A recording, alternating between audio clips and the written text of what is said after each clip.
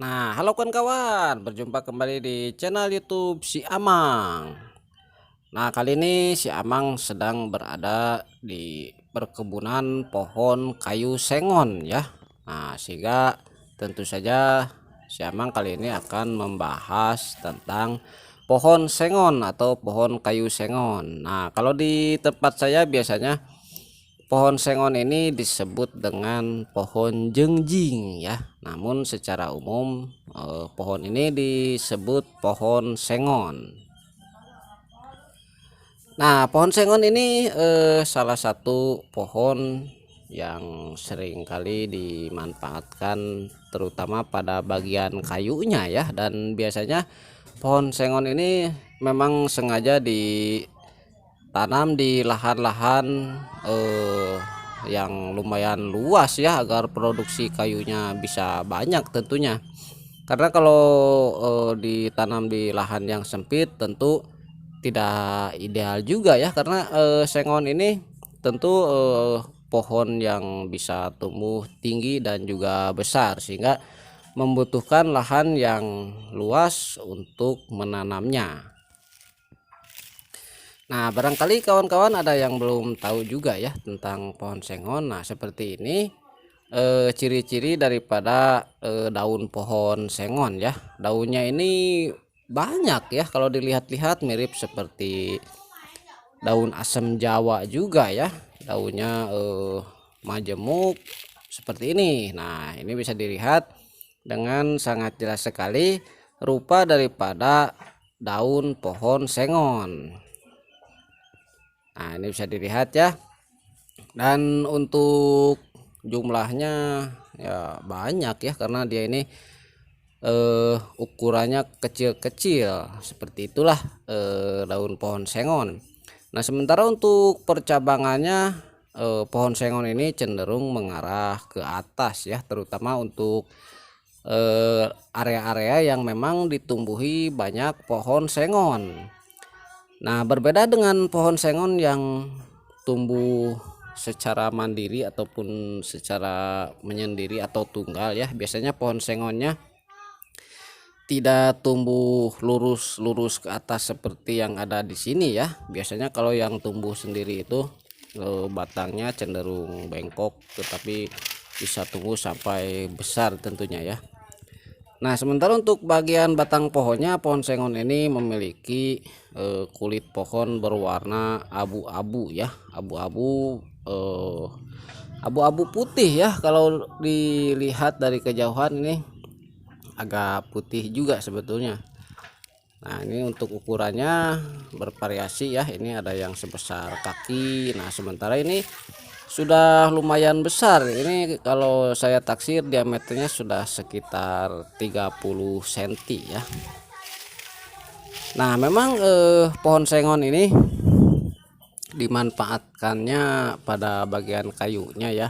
Dan kualitas daripada kayu sengon ini cukup baik ya, apalagi kalau pohon sengonnya sudah besar dan sudah tua, tentu kualitas kayunya akan semakin baik. Dan dia ini memiliki kayu berwarna putih ya, dengan teksturnya tidak terlalu padat, beratnya juga tidak terlalu berat ya. Ini masih bisa dikategorikan kayu ringan, tetapi dengan kualitas yang bagus ya, untuk bahan bangunan dengan konstruksi yang ringan. Tapi kalau ini dijadikan sebagai konstruksi yang berat, memang pohon kayu sengon ini kurang cocok juga ya, karena kekuatannya kurang begitu mumpuni. Nah, sementara ini adalah salah satu ranting pohon sengon yang sudah jatuh ya.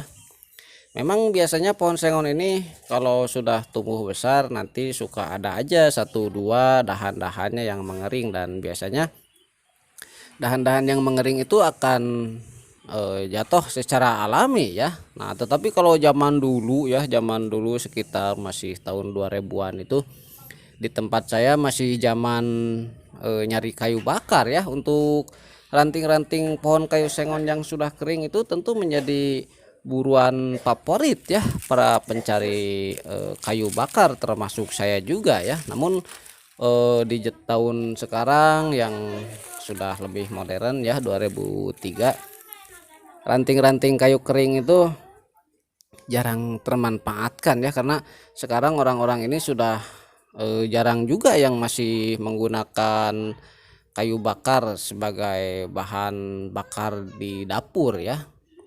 Nah sehingga untuk sekarang dan kedepannya mungkin akan banyak sekali ranting-ranting kayu berserakan di hutan-hutan seperti ini, walaupun posisi hutan ini tidak jauh dari pemukiman ya sebetulnya, tetapi karena kebutuhan terhadap ranting keringnya tidak ada, sehingga ranting kayunya ya berserakan begitu saja. Nah kita kembali kepada pembahasan pohon kayu sengon ya. Nah pohon kayu sengon ini memiliki keunggulan pada pertumbuhannya yang terbilang sangat cepat ya untuk ukuran sebuah pohon.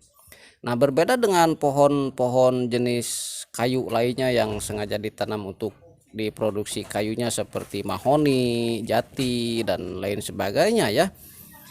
Mereka itu pertumbuhannya jauh lebih lambat daripada pohon sengon ini. Sementara pohon sengon ini bisa dikategorikan pohon kayu dengan pertumbuhan yang sangat cepat ya. Nah seperti yang ada di sini juga, ini sudah berusia 10 tahun dan sudah lumayan besar juga ya, dan tingginya ini sudah ada sekitar 20 meteran untuk tingginya. Untuk batang-batang pohonnya ini sudah sekitar 30 sentian dan bervariasi.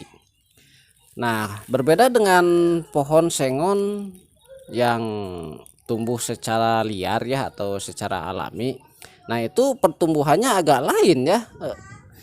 Nah seperti ini adalah contoh pohon sengon yang tumbuh secara liar ataupun secara alami. Nah perbedaannya terletak pada karakter tumbuhnya. Kalau pohon sengon yang ditanam oleh katakanlah petani ya, dan ditanam pada satu area dengan banyak individu pohon sengon, biasanya pohon sengonnya itu cenderung tumbuh lurus-lurus saja ya. Nah berbeda dengan pohon sengon yang tumbuh alami seperti di hutan-hutan maupun di tempat lainnya, dia ini pohonnya biasanya banyak bengkok ya, dahan-dahannya juga cenderung keluar dari bawah.